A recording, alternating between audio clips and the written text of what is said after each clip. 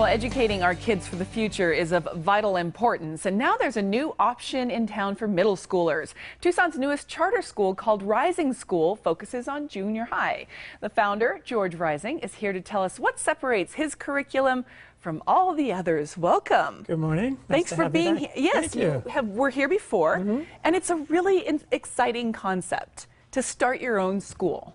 Right. I mean, I think that's one of the keys is that really from the day one we're gonna create that culture of success so students can learn. So it's exciting. We've just hired our teachers, and so we're ready to go. We're doing our curriculum and we're doing our planning and we're doing some professional development and training for the teachers. So it's a very exciting. Wow. So you have worked at some of the best schools in town. Give us some of your history and how did that prepare you to go ahead and start your own charter school?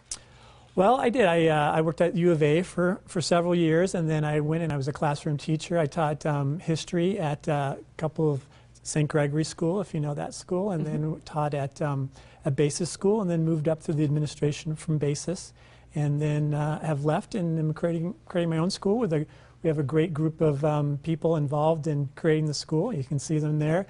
It's from our board with me, and then we also have, as I mentioned, we just hired our teachers, so I'm very excited about that. And so what did you not see that other schools were offering that you guys thought, you know, if we started our own school, we could tap this untapped part of a school curriculum?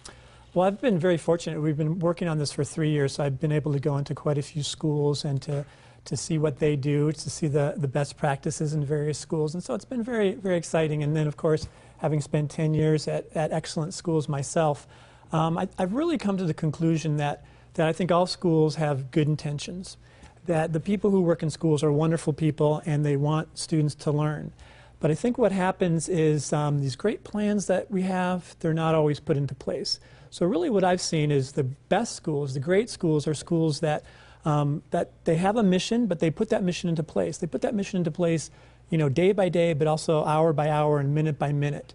And that's one of the things our school, we've set up systems, and so systems of evaluation and accountability to make sure that we're doing what we're really doing. And I think being such a small school too, we'll start at about 100 students, 25 per class or less, that it'll be easy for us to really make sure we know every student and we can really help them learn the way that they need to learn. Well, I think last time you were here, you sort of put it is a private school education at a public school price.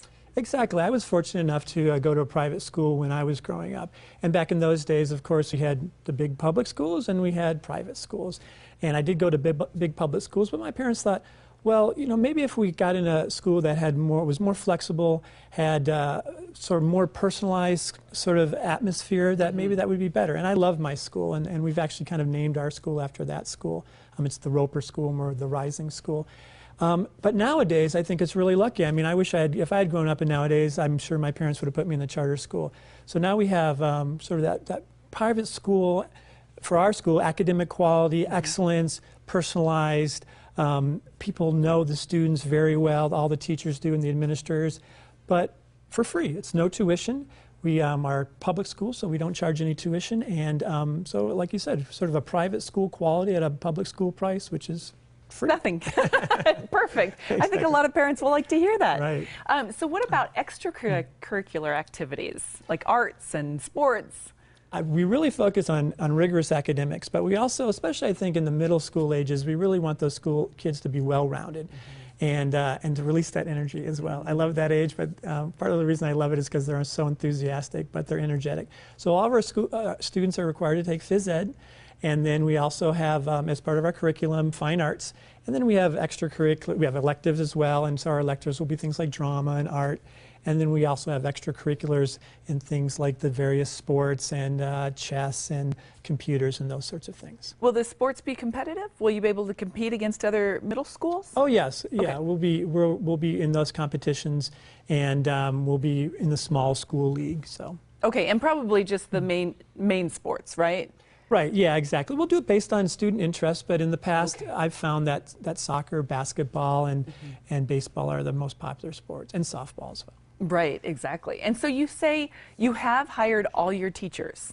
Right, it was a long process, about 6 weeks. I got over 100 applications, and for our teachers. And so one thing I really love doing is hiring teachers, because to me the key component of any school is that teacher-student relationship. Everything else is built around that. The support staff, my position, all these other positions are really how do we get those teachers and students to work together well, and how do we support both the students, but how do we support the teachers too.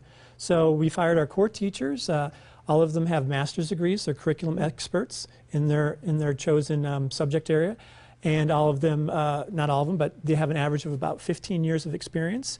I think a lot of times we just have to get someone in the classroom in some of these bigger schools, and I understand that. But for us, having a small school, we were lucky to be very choosy. And a couple of folks I worked with before, and all of them have worked at some of the best schools in Tucson.